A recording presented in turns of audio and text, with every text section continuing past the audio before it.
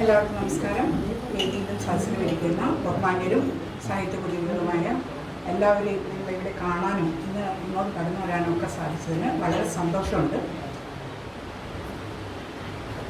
ഇത്രയും നേരം നമ്മൾ കവിതയെ മഴയെ സയൻസുമായിട്ടും അല്ലാതെ രൂപങ്ങളായിട്ടും ജീവിതവുമായിട്ടും ഒക്കെ നമ്മുടെ പ്രമുഖരായ കവികളുടെ ഋഷികേശൻ മാഷിൻ്റെയും അതുപോലെ ടോണി മാഷിൻ്റെയും ഒക്കെ വീക്ഷണ കോണിൽ നിന്ന് നമ്മൾ കാണുകയും കേൾക്കുകയും അറിയുകയായിരുന്നു. ടോണി മാഷ് തൻ്റെ ഉദ്ഘാടന പ്രസംഗത്തിൽ പറഞ്ഞ ഒരു കാര്യം ഞാനും ഓർക്കുന്നു, ഞാനും ആവർത്തിക്കുന്നു. ജീവിതത്തെക്കുറിച്ചാണ് ഞാനും അധികം കവിതകൾ എഴുതാറ്. എൻ്റെ പ്രൊഫഷൻ ബൈ പ്രൊഫഷൻ ഞാൻ ക്ലിനിക്കൽ സൈക്കോളജിസ്റ്റാണ്. അതുകൊണ്ട് ജീവിതത്തിലെ നമ്മുടെ നിത്യജീവിതത്തെ ഇങ്ങനെ പലതരത്തിലുള്ള ആളുകളെ, അവരുടെ മാനസിക വ്യാപാരങ്ങളെ, അവരുടെ പ്രശ്നങ്ങളെ, അവരെങ്ങനെയാണ് ജീവിതത്തെ ഹാൻഡിൽ ചെയ്യുന്നതെന്നൊക്കെ ഇങ്ങനെ കാണുകയാണ് എൻ്റെ തൊഴിൽ. അതുകൊണ്ട് തന്നെ മറ്റു കാര്യങ്ങളെക്കുറിച്ച് ഓരോ മനുഷ്യൻ, നമുക്കറിയാമല്ലോ, ജീവിതത്തിൻ്റെ ഏറ്റവും ചെറിയ യൂണിറ്റാണ്, സമൂഹത്തിൻ്റെ ഏറ്റവും ചെറിയ യൂണിറ്റാണ് കുടുംബം, മനുഷ്യൻ. ഓരോ വ്യക്തി അവരുടെ ജീവിതത്തിലേക്ക് നോക്കുമ്പോൾ അല്ലെങ്കിൽ അവരുടെ മാനസിക വ്യാപാരങ്ങളിലേക്ക് ഇടപെടുമ്പോൾ എനിക്ക് പലപ്പോഴും ജീവിതത്തിൻ്റെ ഈ പറയുന്ന മഴ അല്ലെങ്കിൽ പുഴ, കടൽ, കാറ്റ് അങ്ങനെയുള്ള ചെറിയ സൗന്ദര്യ സങ്കല്പനങ്ങളിലേക്ക് ചെല്ലാൻ എനിക്ക് ചിലപ്പം ബുദ്ധിമുട്ട് തോന്നാറുണ്ട്. അങ്ങനെ ജീവിതം എഴുതുമ്പോൾ ആണ് നമ്മൾ മഴയിലേക്ക് എത്തുന്നത്. ഈ ഒരു മഴ ജീവിതത്തിൻ്റെ കവിതയുടെ ജലസ്പർശം എന്ന ഈ വിഷയത്തെക്കുറിച്ച് പറയാൻ എനിക്ക് അക്കാര്യത്തിൽ ആ രീതിയിൽ, പ്രത്യേകിച്ച് മലയാളത്തിലാവുമ്പോൾ ഞാൻ ഇംഗ്ലീഷിലും തെലുങ്കിലുമാണ് മുഖ്യമായിട്ടും കവിതകൾ എഴുതുന്നത്. അതിനാണ് എനിക്ക് അംഗീകാരങ്ങൾ കിട്ടിയിട്ടുള്ളത്. മലയാളത്തിലേക്ക് ഞാൻ 2023 തൊട്ടാണ് സത്യത്തിൽ ഞാനൊരു ആർട്ടിസ്റ്റും കൂടെ ആണെന്ന് നമ്മുടെ അധ്യക്ഷൻ പറഞ്ഞിട്ടുണ്ടല്ലോ. അപ്പോൾ ഒരു ആർട്ട് പ്രൊജക്റ്റിൻ്റെ ഭാഗമായിട്ട് ഞാൻ കൂടുതലായിട്ട് കേരളത്തിലേക്ക് വരാൻ തുടങ്ങിയത് 2023 തൊട്ടാണ്. അപ്പോഴാണ് ഞാൻ കുറച്ചും കൂടെ മലയാളത്തിലേക്ക് ഡീപ്പായിട്ട് എഴുതാൻ തുടങ്ങിയത്. എന്തായാലും എനിക്ക് മഴ എന്ന കവിതയിൽ മഴ എന്ന് പറയുന്ന രൂപകം കവികൾ ഉപയോഗിക്കുന്നത് എനിക്ക് തോന്നുന്നത്, ചിത്രകാരിയാണെന്ന് പറഞ്ഞല്ലോ, ചിത്രം വരയ്ക്കുമ്പോൾ അക്രിലിക്കിലും അതുപോലെ വാട്ടർ കളറിലും പോസ്റ്റർ കളറിലും ഒക്കെ നമ്മൾ ചിത്രം വരയ്ക്കുമ്പോൾ ഞങ്ങൾ ചിത്രകാരൻ എന്ത് ചെയ്യുന്നത് വെച്ചാൽ അതിനെ ഡൈല്യൂട്ട് ചെയ്യാൻ വേണ്ടി വെള്ളം തൊട്ട് വിവിധ വർണ്ണങ്ങളെ ഡൈല്യൂട്ട് ചെയ്ത് അതിൻ്റെ പല ഷെയ്ഡ്സിലേക്ക്, ഇളം നിറങ്ങളിലേക്ക്, അല്ലെങ്കിൽ പല കളറുകൾ മിക്സ് ചെയ്യാൻ വേണ്ടിയിട്ട് ഞങ്ങൾ ഉപയോഗിക്കാറുണ്ട്. ഓരോ കവിയും എനിക്ക് തോന്നുന്നത് മഴയെക്കുറിച്ച് കവിത എഴുതുമ്പോൾ മറ്റു കാര്യങ്ങൾ, ജീവിതത്തിൻ്റെ തീക്ഷ്ണമായ വശങ്ങൾ അനുഭവിക്കുന്ന വ്യക്തികളാണ് നമ്മൾ ഓരോരുത്തരും. ഓരോരുത്തരുടെ വൈയക്തികമായ അനുഭവം വ്യത്യസ്തമായിരിക്കും എന്ന് മാത്രമേ ഉള്ളൂ. ഒരാൾക്ക് തീക്ഷ്ണതയുള്ള ഭാഗത്തായിരിക്കില്ല മറ്റൊരാളുടെ തീക്ഷ്ണമായ അനുഭവം ഉണ്ടാകുക. അങ്ങനെയുള്ള സമയത്ത് എഴുതുന്ന ഓരോ മനുഷ്യനും, ഓരോ കവിയും ജീവിതത്തിൻ്റെ തീക്ഷ്ണ വശങ്ങളിലേക്ക് ഭാവനയുടെയും സൗന്ദര്യാനുഭൂതിയുടെയും ഇളം നിറങ്ങൾ കൂടി ചേർക്കാൻ വേണ്ടിയുള്ള ശ്രമത്തിലായിരിക്കാം മഴയെക്കുറിച്ചും പ്രകൃതിയുടെ സൗന്ദര്യവശങ്ങളെക്കുറിച്ചും ഒക്കെ കവിത എഴുതുന്നതെന്നാണ് എനിക്ക് തോന്നുന്നത്. അങ്ങനെയാണ് കവിതയിൽ മഴ എന്ന ജലസ്പർശം നിലനിൽക്കുന്നതെന്നാണ് എനിക്ക് തോന്നിയിട്ടുള്ളത്. ഇപ്പം നമ്മൾ സയൻറ്റിഫിക്കായിട്ട് ജലം എന്ന സാന്നിധ്യത്തെ എങ്ങനെയാണ് കവിതയിൽ കൊണ്ടുവന്നിരിക്കുന്നത് എന്ന് വളരെ പ്രൗഢഗംഭീരമായ ഒരു പ്രഭാഷണമാണ് നമ്മൾ ഋഷികേശൻ മാഷിൽ നിന്ന് കേട്ടത്. ഞാൻ ആലോചിച്ചത്, ഈ ഒരു ടോപ്പിക്കിനെ കിട്ടിയപ്പോൾ ഞാൻ ആലോചിച്ച കാര്യം, എന്നു തൊട്ടാണ് ആളുകൾ മഴയെക്കുറിച്ച് ചിന്തിച്ചു തുടങ്ങിയത്? എന്നു തൊട്ടാണ് എഴുത്തുകാർ മഴയെക്കുറിച്ച് എഴുതി തുടങ്ങിയത്? അങ്ങനെ ഞാൻ ആലോചിച്ച് നമ്മൾ പഠിക്കണ കാലത്താണെങ്കിലും അതിനു മുമ്പാണെങ്കിലും നമുക്ക് പരിചയമുള്ള സാഹിത്യ രചനകളിലേക്ക് നമ്മൾ ഒന്ന് കണ്ണുപിടിച്ചപ്പോൾ, ഇന്ത്യൻ സാഹിത്യത്തിലാണെങ്കിൽ നമ്മുടെ കാളിദാസൻ, ഭാരവി, അങ്ങനെയുള്ള വളരെ പ്രാചീനരായ കവികൾ പോലും മഴയെക്കുറിച്ച് അടയാളപ്പെടുത്തിയിട്ടുണ്ട്. വളരെ ഘനഗംഭീരമായ എഴുത്തിടങ്ങളിൽ അവരുടെ വരികളിൽ അവർ മഴയെ ഉൾക്കൊള്ളിച്ചിട്ടുണ്ട്. മേഘസന്ദേശത്തിൽ കാളിദാസൻ പറയുന്നത്, നീ മേഘത്തോട് സന്ദേശം പറയുകയാണല്ലോ ഇവിടെ ചെന്ന് പറയാനായിട്ട്. അപ്പോൾ നീ ഇന്ന സ്ഥലത്ത് കുറച്ച് വിശ്രമിച്ച് കുറച്ച് മഴയൊക്കെ അവിടെ പൊഴിച്ച് ഭാരം കുറച്ച് യാത്ര തുടരണം എന്ന് മേഘസന്ദേശത്തിൽ മേഘത്തോട് കാളിദാസൻ പറയുന്നതായിട്ട്, കാളിദാസനല്ല കാളിദാസന്റെ മേഘസന്ദേശത്തിലെ കഥാപാത്രം പറയുന്നതായിട്ട് വായിക്കാൻ കഴിയും. അതുപോലെ തന്നെ നമ്മൾ കിരാതാർജനീയം എന്ന സംസ്കൃത കാവ്യത്തിലും കിരാതാർജുനീയം എന്ന സംസ്കൃത കാവ്യത്തിലും അതുപോലെ തന്നെ മറ്റ് ഏത് ഭാരവിയുടെ കൃതികളിലുമൊക്കെ നമ്മൾ നോക്കിയാൽ മഴയെ ജീവന്റെ സ്പർശമായിട്ട്, ജീവനെ ഉണർത്തുന്ന ഉത്തേജകമായിട്ട് അവതരിപ്പിച്ചിട്ടുള്ളതായിട്ട് നമുക്ക് കാണാൻ പറ്റും. അപ്പോൾ നമ്മൾ അതിൽ നിന്ന് നമ്മുടെ ഭാരതീയ സൗന്ദര്യ സങ്കല്പത്തിൽ അല്ലെങ്കിൽ കാവ്യ ദർശനത്തിലേക്ക് വരുമ്പോൾ ഈ നമ്മുടെ പൂർവ്വ കവികൾ നമ്മൾ മാതൃകയാക്കുന്നവരോ അല്ലെങ്കിൽ നമ്മൾ എപ്പോഴും സാഹിത്യം പഠിക്കുമ്പോഴോ കാവ്യത്തെക്കുറിച്ചോ സാഹിത്യത്തെക്കുറിച്ചോ കവിതയെക്കുറിച്ചോ അല്ലെങ്കിൽ ആ ഒരു ശാഖയെക്കുറിച്ച് ചിന്തിക്കുമ്പോൾ, ഭാവനയെക്കുറിച്ചോ സൗന്ദര്യാനുഭൂതിയെക്കുറിച്ചോ ചിന്തിക്കുമ്പോൾ നമ്മൾ മാതൃകയാക്കുന്ന അല്ലെങ്കിൽ നമ്മൾ പഠിക്കാനെടുക്കുന്ന ഇവരൊക്കെ തന്നെ മഴയെക്കുറിച്ച് എഴുതിയിട്ടുണ്ട്. അവരെയൊക്കെ മഴ ഒരു തരത്തിൽ അല്ലെങ്കിൽ മറ്റൊരു തരത്തിൽ സ്വാധീനിച്ചിട്ടുണ്ട്. ഞാൻ നേരത്തെ പറഞ്ഞതുപോലെ ഓരോ വ്യക്തിക്കും ഓരോ അനുഭവമാണ് ജീവിതം. എൻ്റെ തീക്ഷ്ണാനുഭവം നിങ്ങൾക്ക് വളരെ ലഘുവായിരിക്കാം, നിങ്ങളുടെ തീക്ഷ്ണാനുഭവം എനിക്ക് ലഘുവായിരിക്കാം, എനിക്കും നിങ്ങൾക്കുമുള്ള അനുഭവങ്ങൾ മറ്റൊരാൾക്ക് ലഘുവായിരിക്കാം. അങ്ങനെ നമ്മൾ നോക്കുമ്പോൾ ഒരു കവി മഴയെ വളരെ സൗന്ദര്യാനുഭൂതിയോടുകൂടി സമീപിച്ചിട്ടുണ്ടെങ്കിൽ ലളിതമായ കവിത, ഇതിനെക്കുറിച്ച് കവിത എഴുതേണ്ട ആവശ്യമുണ്ടോ എന്ന് നമ്മൾ വിമർശിക്കേണ്ടതില്ല എന്നാണ് എനിക്ക് തോന്നിയിട്ടുള്ളത്. മഴയെക്കുറിച്ച്, കവിതയെക്കുറിച്ച്, മഴയിലെ കവിതയെക്കുറിച്ച് നമ്മൾ ചർച്ച ചെയ്യണോ? തീർച്ചയായിട്ടും.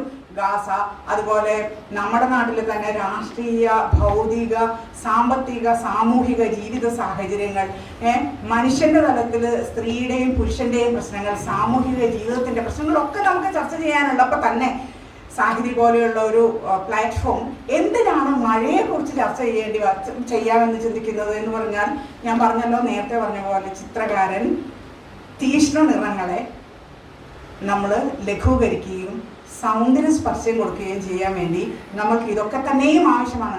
അല്ലാതെ പഴയ ഒരു കവിത, ഞാൻ ആരുടെയാണെന്ന് ഓർക്കുന്നില്ല, മലയാളം കവിത ആയതുകൊണ്ട് എനിക്ക് കർത്താവിന് അത്ര ഓർമ്മ ഉണ്ടാവില്ല, ക്ഷമിക്കണം. പിന്നെ എന്തി നിഷാദന്റെ കൈത്തൊഴിൽ എന്ന് ഒരു വരി ഞാൻ ഇപ്പോഴും ഓർക്കാറുണ്ട്. പല കാര്യങ്ങൾ ചെയ്യുമ്പോഴും എനിക്കത് വളരെ അതിനോട് ചേർന്ന് നിൽക്കുന്നതായിട്ട് തോന്നുന്നുണ്ട്. കവികളായ നമുക്ക്, എഴുത്തുകാരായ സാഹിത്യ ആസ്വാദകരും സാഹിത്യ കുതികളുമായ നമുക്ക് പിന്നെ എന്തി നിഷാദർക്ക് കൈത്തൊഴിൽ. നമുക്ക് സൗന്ദര്യവും നമ്മുടെ ജീവിതത്തിന്റെ പച്ചയായ പൊള്ളിക്കുന്ന യാഥാർത്ഥ്യങ്ങൾ ഉള്ളതുപോലെ തന്നെ ജീവിതത്തിന്റെ സൗന്ദര്യവും നമുക്ക് വേണ്ടതാണ്, അല്ലേ? അല്ലെങ്കിൽ നമുക്കൊരിക്കലും ഇങ്ങനെ ജീവിച്ചു പോകാൻ പറ്റില്ല, നിലനിന്ന് പോകാൻ പറ്റില്ല. ഇടയ്ക്ക് കാളിദാസൻ പറഞ്ഞ പോലെ പെയ്ത് ഭാരം ഒഴിക്കുക തന്നെ വേണം തുടർന്ന് പറക്കണമെങ്കിൽ. അപ്പോൾ നമുക്കറിയാം, നമ്മുടെ മലയാള കവികളിലേക്ക് വരുമ്പോൾ സുഗതകുമാരി, അതുപോലെ ഇവൻ ബാലചന്ദ്രൻ ചുള്ളിക്കാട്, മാഷ് പറഞ്ഞ പോലെ ആറ്റൂർ രവിവർമ്മ, അങ്ങനെയുള്ള കുറേ പേര് മഴയെക്കുറിച്ച്, സുഗതകുമാരി അതിനെ പേഴ്സണിഫൈ ചെയ്തിട്ടുണ്ട്. യുവതിയാ ഭ്രാന്തിയെ പോലെ ഇരിക്കുന്ന മഴ, എൻ്റെ രോഗോഷ്ണ ശൈലികളിൽ എനിക്ക് കൂട്ടിരിക്കുന്ന മഴ, എന്തും രഹസ്യവും എനിക്ക് പറയാവുന്ന എൻ്റെ അമ്മയെ പോലെയുള്ള മഴ, അങ്ങനെ സുഗതകുമാരി പേഴ്സണിഫൈ ചെയ്ത് നമ്മുടെ മുമ്പിൽ ഒരു സ്ത്രീയെ പോലെ മുടി അഴിച്ചിട്ട് നിൽക്കുന്ന, അതായത് ജീവിതത്തിന്റെ ഭ്രാന്തമായ വശങ്ങളിൽ അന്തിച്ചു നിൽക്കുന്ന ഒരു യുവതിയെ പോലെ ഒരു വ്യക്തി രൂപത്തെ ആയിട്ട് നമ്മുടെ മുൻപിലേക്ക് സുഗതകുമാരി, നമ്മളൊക്കെ മലയാളികൾ കവിത വായിക്കുന്നവരും ഇഷ്ടപ്പെടുന്നവരും, ഗാനങ്ങൾ ഇഷ്ടപ്പെടുന്നവർ പോലും ഇഷ്ടപ്പെടുന്ന ഒരു കവിതയാണ് സുഗതകുമാരിയുടെ രാത്രിമഴ, അല്ലെ? അപ്പൊ അത്രയ്ക്കും മനുഷ്യരിലേക്ക് അല്ലെങ്കിൽ ജനങ്ങളിലേക്ക്, സമൂഹത്തിലേക്ക് എത്തിച്ചേർന്ന ഒരു കവിതയാണ്. അത്രയ്ക്കും അതിനെ വൈയക്തീകരണം ചെയ്തിട്ടുണ്ട് സുഗതകുമാരി, നമ്മളിലേക്ക് എത്തിച്ചിട്ടുണ്ട്. ആ വരികളൊക്കെ നിങ്ങൾക്ക് പോലും എന്തോ ചെറുപ്പകാലത്ത് വായിച്ചതാണെങ്കിൽ പോലും മുതിർന്ന ആളുകൾക്ക് പോലും അത് ഓർമ്മയുണ്ടാവും. നമ്മൾക്ക് ആ മഴ നമ്മുടെ തൊട്ടടുത്തിരുന്ന് നമ്മൾ പറയുന്നത് കേൾക്കുന്ന പോലെയോ, നമ്മുടെ രോഗോഷ്ണ ശൈലിയിൽ നമ്മുടെ കൈപിടിച്ച് കൂടിയിരിക്കുന്നത് പോലെയോ ഒക്കെ സുഗതകുമാരി മഴയെ നമ്മുടെ തൊട്ടടുത്ത് കൊണ്ടിരുത്തിയിട്ടുണ്ട്. അതുപോലെ തന്നെ ഞാനിങ്ങനെ മലയാള സാഹിത്യത്തിൽ മാത്രമല്ല, നമുക്ക് സാഹിത്യം എന്ന് പറയുന്ന ഒരു ഭാഷയിൽ മാത്രം തളച്ചിടാൻ പറ്റുന്ന ഒരു കാര്യമല്ലല്ലോ. ഇംഗ്ലീഷ് സാഹിത്യത്തിലും നമുക്കൊക്കെ അറിയാം എലിയട്ട്, ടി.എസ്. എലിയട്ട്, അദ്ദേഹത്തിൻ്റെ വേസ്റ്റ് ലാൻഡ് എന്ന് പറയുന്ന കവിത, ആ കാവ്യം, ആ ഖണ്ഡകാവ്യം തുടങ്ങുന്നത് എങ്ങനെയാണ്? April is the cruellest month എന്ന് പറഞ്ഞിട്ട്. അത് സ്പ്രിംഗ് റെയിൻ കൊണ്ട് അല്ലെങ്കിൽ വസന്തകാലത്തിലെ മഴ കൊണ്ട് നമ്മളത് പറയുമ്പോൾ നമ്മുടെ ഒരു ക്ലൈമറ്റിക്കൽ കണ്ടീഷൻ അല്ല അവരുടെ ക്ലൈമറ്റിക്കൽ കണ്ടീഷൻ എന്ന് ഓർക്കണം. വസന്തകാലത്തിലെ മഴ അവർക്ക് വളരെ ഇമ്പോർട്ടൻ്റ് ആണ്. വസന്തകാലത്തിലെ മഴ കൊണ്ട് ഈ ലൈലാക്കുകളെ വരണ്ടുഷ്ണം അല്ലെങ്കിൽ മൃതി ചെന്തിയ ഭൂമിയിൽ നിന്ന്, ലൈലാക്ക് എന്ന് പറഞ്ഞു കഴിഞ്ഞാൽ അവരുടെ സങ്കല്പനത്തിൽ പ്രതീക്ഷയുടെയും പ്രണയത്തിൻ്റെയും ജീവിതോല്ലാസത്തിൻ്റെയും സിമ്പലാണ്. അങ്ങനെയുള്ള ലൈലാക്കുകളെ വരണ്ടുണങ്ങിയ ഏപ്രിൽ മാസങ്ങളിൽ April is the cruellest month blame ചെയ്യുകയാണ്, ആക്ഷേപിക്കുകയാണ്. എങ്ങനെയാണ് നമ്മൾ വളരെ പ്രണയപൂർവ്വം അല്ലെങ്കിൽ നമ്മൾ വളരെ വാത്സല്യപൂർവ്വം കള്ളി എന്ന് പറയുമ്പോൾ നീ കട്ടെടുത്തു എന്നല്ലല്ലോ അർത്ഥം എന്ന് പറഞ്ഞ പോലെ ക്രൂവലസ്റ്റ് മന്താണ്. അത് എന്തുകൊണ്ടാണ് അത്രയും ക്രൂവലസ്റ്റ്, അത്രയും ക്രൂരമായ മാസമായി മാറുന്നത് എന്തുകൊണ്ടാണ് എന്ന് വെച്ചാൽ അത് വരണ്ടുണങ്ങിയ പ്രദേശങ്ങളിൽ നിന്ന് അല്ലെങ്കിൽ ദഹിച്ചുപോയ പ്രദേശങ്ങളിൽ നിന്ന്, വിണ്ടുകീറിപ്പോയ ഭൂമിയിൽ നിന്ന് ലൈലാക്കുകളെ സ്പ്രിംഗ് റെയിൻ കൊണ്ട്, വസന്തകാലത്തെ മഴ കൊണ്ട് വിരിച്ചു കൊണ്ടുവരികയാണ്. അത് വളരെ സുഗന്ധമുള്ള ഒരു പൂവാണ് ലൈലാക്ക് എന്ന് പറയുന്നത്. സുഗന്ധത്തിനും സൗന്ദര്യത്തിനും പ്രണയത്തിനും അനുഭാവത്തിനും ഒക്കെ പ്രതീകമായിട്ട് അവർ കാണുന്ന ഒരു പൂവാണ്. അതിനെ അത്രയും മനോഹരമായ ഒരിതിനെ വിരിച്ചു കൊണ്ടുവരുന്ന, അതായത് ഞാനിങ്ങനെ നീറിപ്പിടഞ്ഞ ജീവിതത്തിന്റെ ഉഷ്ണവശങ്ങളിൽ തീക്ഷ്ണമായ അനുഭവങ്ങളിൽ പൊള്ളിപ്പിടച്ച് നിൽക്കുന്ന മനുഷ്യരെ നമുക്കറിയാം. ചിലപ്പോൾ ഐ തിങ്ക് ബൈബിളിലാണെന്ന് തോന്നുന്നു, നീറുന്ന ഹൃദയത്തിൽ ചൊറുക്ക പകരരുത് എന്നൊരു വാക്യമുണ്ട്. അതായത് വിനെഗർ നീറിയിരിക്കുമ്പോൾ ആസിഡ് ഒഴിക്കരുതെന്ന്. ചിലപ്പോൾ നമുക്ക് പാട്ട് കേൾക്കാൻ പറ്റില്ല.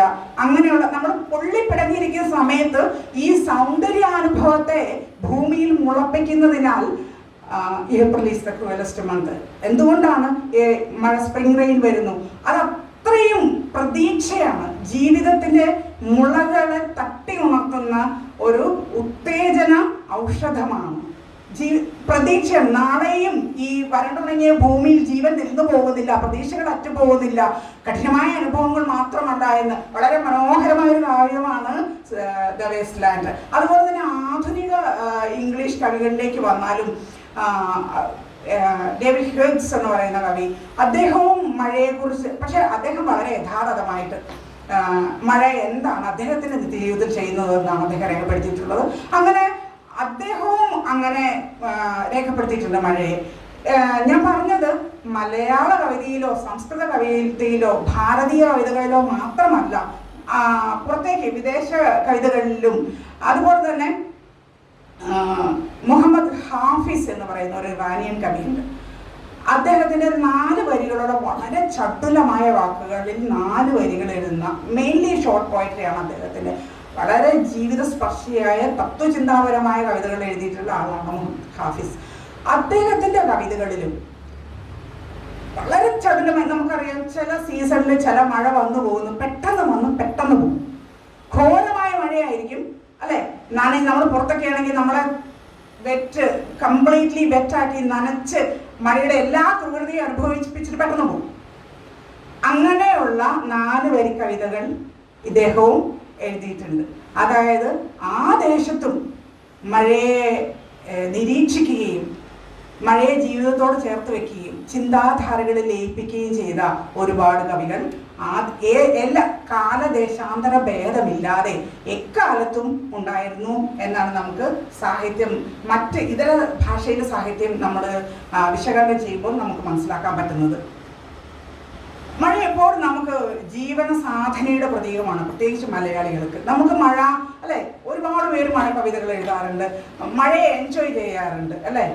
പേഴ്സണലി എനിക്ക് മഴ ഇഷ്ടമല്ല കേട്ടോ, കാരണം അതൊരു എൻ്റെ പേഴ്സണൽ പെർസ്പെക്റ്റീവാണ്. ഇഷ്ടമല്ല എന്ന് പറഞ്ഞാൽ എൻജോയ് ചെയ്യാൻ ഇഷ്ടമല്ലാത്ത ഒരാളാണ്. അതെന്താണെന്ന് വെച്ച് കഴിഞ്ഞാൽ അത് ഞാൻ പിന്നീട് എൻ്റെ കവിത വായിക്കുമ്പോൾ അതിൻ്റെ എന്തുകൊണ്ടാണ് ഞാൻ മഴയെ ഒത്തുപോയെന്ന് പറയാം. ബാലചന്ദ്രൻ ചുള്ളിക്കാട് പറഞ്ഞ പോലെ മഴയ്ക്ക് മേൽ മഴ പെയ്യുന്നു ഓർമ്മകളുടെ തിരമാല പോലെ അങ്ങനെ ബാലചന്ദ്രൻ ചുള്ളിക്കാട് പറഞ്ഞ പോലെ പല കാര്യങ്ങളും നമ്മുടെ ഓർമ്മകളുടെ തിരമാല പോലെ മഴ പിന്നെയും വരും. നമുക്ക് കഠിനമായ ഒരു അനുഭവം മഴക്കാലത്ത് ഉണ്ടായിട്ടുണ്ടെങ്കിൽ നമുക്കത് ബുദ്ധിമുട്ടായിരിക്കും, നമുക്ക് എൻജോയ് ചെയ്യാൻ പറ്റില്ല. ഹെൻറി വാട്സ്വർത്ത് ഒക്കെ അതുപോലെ വില്യം വേർഡ്സ്വർത്ത് ഏറ്റവും പ്രകൃതി പോയറ്റ് ഓഫ് നേച്ചർ എന്ന് പറയുന്ന കവിയായിരുന്നു. അദ്ദേഹവും സ്പ്രിംഗ് മോർണിംഗ് എന്ന് പറഞ്ഞൊരു കവിതയിൽ സ്പ്രിംഗ് റെയിൻ കഴിഞ്ഞ് ഈ വസന്തകാലത്തെ മഴ കഴിഞ്ഞ് ചെറിയ പ്ലാഷി പൂൾസ്, അതായത് ചെളിവെള്ളം നിറഞ്ഞിരിക്കുന്ന ചെറിയ ചെറിയ ഗട്ടറുകൾ അല്ലെങ്കിൽ ചെറിയ ചെറിയ കുളങ്ങൾ പോലെ ഒരു ഫോമായിട്ടുള്ള മെഡോസിൽ പുൽത്തകിടികളിൽ ജീവജാലങ്ങൾ, ജീവന്റെ ഓരോ കണികയും വിടരാൻ കാത്തു നിന്ന ഒരു മുട്ട് അല്ലെങ്കിൽ ഓടിച്ചാടി നടക്കുന്ന ഒരു മുയൽ, അതൊക്കെ ഇങ്ങനെ എന്താ പറയുക, ജീവിതത്തിന്റെ സജീവതയെ അതിന്റെ സചേതനതയെ വളരെ ഭംഗിയായിട്ട് വരച്ചു തീർത്തു. അതിനൊക്കെ ഞാൻ നേരത്തെ പറഞ്ഞ പോലെ ആ കളർ ചേർക്കാനുള്ള മീഡിയമായിട്ട് അവരെടുത്തത്, ഡൈല്യൂട്ട് ചെയ്ത സബ്സ്റ്റൻസ് ആയിട്ട് അവരെടുത്തത് മഴയായിരുന്നു. അതായത് അവരും അന്നത്തെ കാലത്തും അത്ര മനോഹരമായി മഴയെ അറിയുകയും സ്നേഹിക്കുകയും പ്രണയിക്കുകയും ആരാധിക്കുകയും ഒക്കെ ചെയ്തിട്ടുണ്ട്. അവരുടെ വരികളിൽ അവരത് ചേർത്ത് വെച്ചിട്ടുണ്ട്. ഞാൻ പറഞ്ഞല്ലോ, എനിക്ക് ഓൾമോസ്റ്റ് തെലുഗാണ് എൻ്റെ മാതൃഭാഷ. ഞാൻ ചെറുപ്പം തൊട്ട് തെലുഗാണ് പഠിച്ചത്. മലയാളം പിന്നീടാണ് വരുന്നത് ഞാൻ പഠിച്ചത്. അപ്പോൾ തെലുഗു സാഹിത്യത്തിലേക്ക് ഞാൻ ഒന്ന് മഴയെക്കുറിച്ച് എന്തെങ്കിലും തെലുഗു സാഹിത്യത്തിൽ എന്തെങ്കിലും പറഞ്ഞിട്ടുണ്ടോ എന്ന് ഞാൻ ശ്രദ്ധിക്കാനിടയിൽ. അപ്പോൾ 15-ാം നൂറ്റാണ്ടിലെ പൽനാടു വീരചരിതം എന്ന് പറഞ്ഞ അക്കാലത്തെ വീരചരിതം എന്നാണ് അതിൻ്റെ അർത്ഥം. എന്ന് പറഞ്ഞ ഒരു സാഹിത്യകൃതിയുണ്ട്. അതിലും മഴ വളരെ എനിക്ക് എൻ്റെ ഒരു തോന്നൽ, മഴയെ നാം കവികൾ കാണികളായിട്ട് അവതരിപ്പിക്കാറുണ്ട്. മഴ ഒരു സംഭവത്തിന് കാണിയായിട്ട് നിൽക്കുന്നു. ചിലപ്പോൾ സംഭവത്തിന്റെ പശ്ചാത്തലമായിട്ട് അവതരിപ്പിക്കും. ചിലപ്പോൾ മഴ ആ കവിതയിലെ ഒരു ഭാഗമായിരിക്കും. സുഗതകുമാരി എഴുതിയതുപോലെ കവിതയിലെ ഒരു ഭാഗമായിരിക്കും. അപ്പോൾ ഈ പൽനാട് വീരചരിതത്തിലൊക്കെ എഴുതിയിട്ടുള്ളത് കവിത മഴ ആ കാവ്യത്തിൽ ഒരു ഭാഗമാണ്, ഒരു ക്യാരക്ടർ പോലെ, ഇടയ്ക്കിടയ്ക്ക് വന്നു പോകുന്ന ഒരു ക്യാരക്ടർ പോലെ. നമ്മൾ സാഹിത്യത്തെക്കുറിച്ചാണ് കവിതയെക്കുറിച്ചാണ് പറയുന്നതെങ്കിലും മലയാളത്തിൽ വളരെ പ്രധാനപ്പെട്ട നമ്മളൊക്കെ ഇഷ്ടപ്പെടുന്ന ഒരു ഫിലിം ഉണ്ടല്ലോ. ആ ഫിലിമിൽ നായിക വരുമ്പോൾ മഴ വരുന്നു, മോഹൻലാലിന്റെ ഒരു ഫിലിം, അതുമാണ് നായിക വരുമ്പോൾ മഴ. അതുപോലെയാണ് ഈ പൽനാട് വീരചരിതത്തിലും മഴയെ അദ്ദേഹം അവതരിപ്പിച്ചിട്ടുള്ളത്. ശ്രീ ആണെങ്കിലും സിന്ദൂരി സുന്ദരയ്യ, അതുപോലെ തന്നെ ഡോക്ടർ ചിങ്കവ രാമലക്ഷ്മി, അവർ വളരെ ജീവിതത്തിലെ യഥാർത്ഥമായിട്ട് കവിതയെ യഥാർത്ഥമായിട്ട് യാഥാർത്ഥ്യബോധത്തോടുകൂടി ഭാവനയെ കുറച്ച് മാറ്റി നിർത്തി എരിവുള്ള വശങ്ങളെ തൊട്ട സ്ത്രീയാണ്. ആ കവി എഴുതിയിരിക്കുന്നത് വർഷം അന്തരിക്ക് ഒക്കട്ടെ കാതു, അതായത് മഴ എല്ലാവർക്കും ഒരുപോലെയല്ല. അത് നമുക്ക് അത് ജീവിത ഗന്ധിയായിട്ടുള്ള അല്ലെങ്കിൽ അനുഭവ ഗന്ധിയായിട്ടുള്ള ഒരു പ്രസ്താവനയാണ്, അത് ഒരു വരിയാണ്. അതല്ലേ, എനിക്ക് മഴ നിങ്ങളുടെ മഴ പോലെ ആയിരിക്കില്ല. അത്യാവശ്യം ജീവിത സാഹചര്യങ്ങളുള്ളവർക്ക് മഴ സാധാരണക്കാരൻ്റെ മഴ പോലെ ആയിരിക്കില്ല. ധനികന്റെ മഴ കൂലിപ്പണിക്കാരൻ്റെ മഴ പോലെ ആയിരിക്കില്ല. അതുപോലെ തന്നെ തെരുവിലുറങ്ങുന്നവന് മഴ എങ്ങനെയാണ് അനുഭവവേദ്യമാകുന്നത് അതുപോലെ ആയിരിക്കില്ല സമ്പന്നന അല്ലെങ്കിൽ അത്യാവശ്യം കീഴ്കിടക്കാൻ ഒരു വീടുള്ളവൻ്റെ മഴ. ആ ഒരു പ്രസ്താവന വളരെ ഹൃദയസ്പർശിയും ജീവിതഗന്ധിയുമായിട്ട് എനിക്ക് തോന്നിയിട്ടുണ്ട്. വർഷം അന്തരിക്ക് ഒക്കട്ടെ കാതു, മഴ എല്ലാവർക്കും ഒരുപോലെയല്ല. അതുപോലെ ഹിന്ദിയിലേക്ക് പോയാലും സൂർദാസ് ആയാലും ജയശങ്കർ പ്രസാദ് ആയാലും കാമയാനി ആയാലും നിരാല, അതുപോലെ നാഗാർജുന, ഇങ്ങനെ എല്ലാ കവികളും മഴയെ സ്പർശിച്ച് തന്നെ പോയിട്ടുണ്ടെന്ന് നമുക്ക് മനസ്സിലാക്കാൻ സാധിക്കും. ഞാൻ അധികം ദീർഘിപ്പിക്കുന്നില്ല. എനിക്കും സാഹിത്യ അക്കാദമിയിലേക്ക് തിരിച്ചു പോകേണ്ടതുണ്ട്. അവിടെ ഞാൻ പങ്കെടുക്കേണ്ട ഒരു പരിപാടിയാണ് നടക്കുന്നത്. ഞാൻ നേരത്തെ പറഞ്ഞ പോലെ ഞാൻ മഴയെക്കുറിച്ച് അധികം കവിത എഴുതിയിട്ടില്ല. ആകെ ഒരു കവിതയാണ് ഞാൻ മഴയെക്കുറിച്ച് എഴുതിയത്. അതും ജീവിതം എഴുതുന്ന കൂട്ടത്തിലാണ് മഴയെക്കുറിച്ച്. ഹൈദരാബാദിലാണ് ഞാൻ താമസിക്കുന്നത്, സ്ഥിരമായിട്ട് ഞാൻ താമസിക്കുന്നത് ഹൈദരാബാദിലാണ്. അങ്ങനെ ഞാൻ ഹൈദരാബാദിൽ താമസിക്കുമ്പോൾ 2020 വെള്ളപ്പൊക്കം ഉണ്ടായത്. ഹൈദരാബാദിൽ വെള്ളപ്പൊക്കം ഉണ്ടായത്. നിങ്ങൾ ഒക്കെ കേരളത്തിൽ നിന്നൊക്കെ ഒരുപാട് സഹായം ഉണ്ടായിരുന്നു. സോ ഞാനൊരു ജോലി ചെയ്ത് കവിത എഴുതി ചിത്രം വരച്ച് മാത്രം ഇരിക്കുന്ന ആളല്ല. ഞാനൊരു സമൂഹത്തിലേക്കും അവരുടെ പ്രശ്നങ്ങളിലേക്കും കൂടെ ഇറങ്ങി ചെല്ലുന്ന ഒരാളായതുകൊണ്ട് NGO-കളുടെ പ്രാതിനിധ്യം വഹിച്ച് ഈ ക്യാമ്പുകളിൽ അവിടെ തന്നെ ഉറങ്ങിയും കഴിഞ്ഞിരുന്നു. ആ കാലത്ത് റെസ്ക്യൂ ക്യാമ്പുകളിൽ അവരുടെ സജീവ സാന്നിധ്യമായിട്ട് നിൽക്കാൻ കഴിഞ്ഞിട്ടുണ്ട്. അപ്പോൾ ജീവിതത്തിൽ ഇങ്ങനെ മഴ എന്ന് പറയുന്ന ദുരിതത്തിൻ്റെ, ആ മഴയുടെ കെടുതിയുടെ ഏറ്റവും തീക്ഷ്ണമായ രൂപം നമ്മളിങ്ങനെ തൊട്ടടുത്ത് അറിയുകയാണ്. അങ്ങനെ തോന്നിയപ്പോൾ അതിനുശേഷം എനിക്ക് മഴയെ അത്ര തന്നെ എൻജോയ് ചെയ്യാൻ സാധിക്കാറില്ല. എന്നാൽ മഴയോട് എനിക്ക് വിരോധമൊന്നുമില്ല കേട്ടോ. സ്നേഹിക്കുന്നവരോടും എനിക്ക് സ്നേഹം തന്നെയാണ്. അപ്പോൾ ഞാനത് ഇംഗ്ലീഷിലാണ് സത്യത്തിൽ എഴുതിയത്. ഇംഗ്ലീഷിൽ വായിച്ചാൽ കുഴപ്പമില്ലല്ലോ അല്ലേ? എന്നിട്ട് ഞാനതിൻ്റെ പരിഭാഷയും കൂടെ വായിക്കാം. Okay. The rain rains death at night.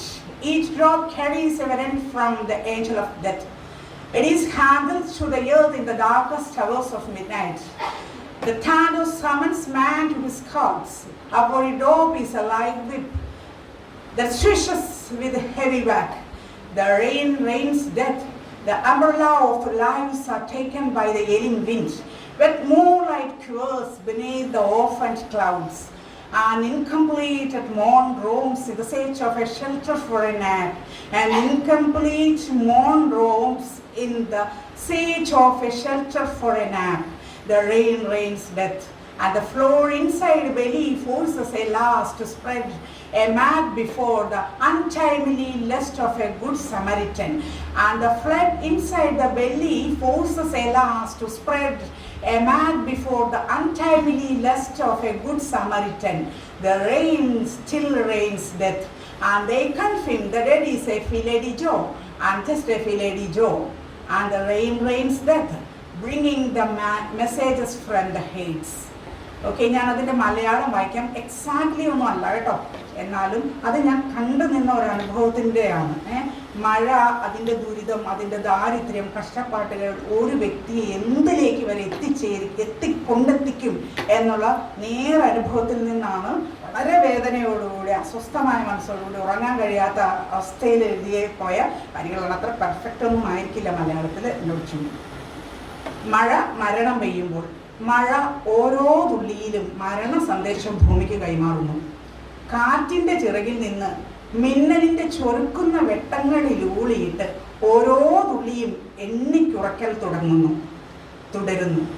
ശബ്ദമടക്കി ചിരാതുകൾ വെട്ടി ഉലയുന്ന നാളമൊതുക്കി നാളെ ഏതെങ്കിലും വെള്ള തുണിക്കെട്ടിൻ തലയ്ക്കൽ തെളിയേണ്ടി വരുമോ എന്നുരുകുന്നു. ശബ്ദമടക്കി ചിരാതുകൾ വെട്ടി ഉലയുന്ന നാളമൊതുക്കി നാളെ ഏതെങ്കിലും വെള്ള തുണിക്കെട്ടിൻ തലയ്ക്കൽ തെളിയേണ്ടി വരുമോ എന്നുരുകുന്നു. മഴ നിശ്ചിതമായി നിയതിയുടെ തെറ്റാത്ത നിയമമായി പെയ്യുന്നു. നനഞ്ഞടർന്ന നിലാവിൻ്റെ വാളികളിൽ മേഘങ്ങൾ തെന്നി വീഴുന്നു. സൂര്യൻ മുഖം കറുപ്പിക്കുന്നു. എലിമുഖമുള്ള മനുഷ്യരൂപങ്ങൾ മാളങ്ങളില്ലാതെ മലം കലങ്ങിയ വെള്ളത്തിൽ പതയ്ക്കുന്നു. എലിമുഖമുള്ള മനുഷ്യരൂപങ്ങൾ മാളങ്ങളില്ലാതെ മലം കലങ്ങിയ വെള്ളത്തിൽ പതയ്ക്കുന്നു. കുടക്കീഴെ നിൽക്കാനാവാതെ ഒരു കരച്ചിൽ, ഒന്ന് തല ചായ്ക്കാൻ ഒരിറ്റ സ്ഥലം തേടി അലയുന്നു. കുടക്കീഴിൽ നിൽക്കാനാവാതെ ഒരു കരച്ചിൽ, ഒന്ന് തല ചായ്ക്കാൻ ഒരിറ്റ സ്ഥലം തേടി അലയുന്നു. മഴ പ്രണയം തൊണ്ടയിൽ കുരുങ്ങി പുഴുത്തവർ ഓക്കാനം വിഴുങ്ങുന്നു. മഴ വീണ്ടും മരണ സന്ദേശം ഭൂമിക്ക് കൈമാറുന്നു.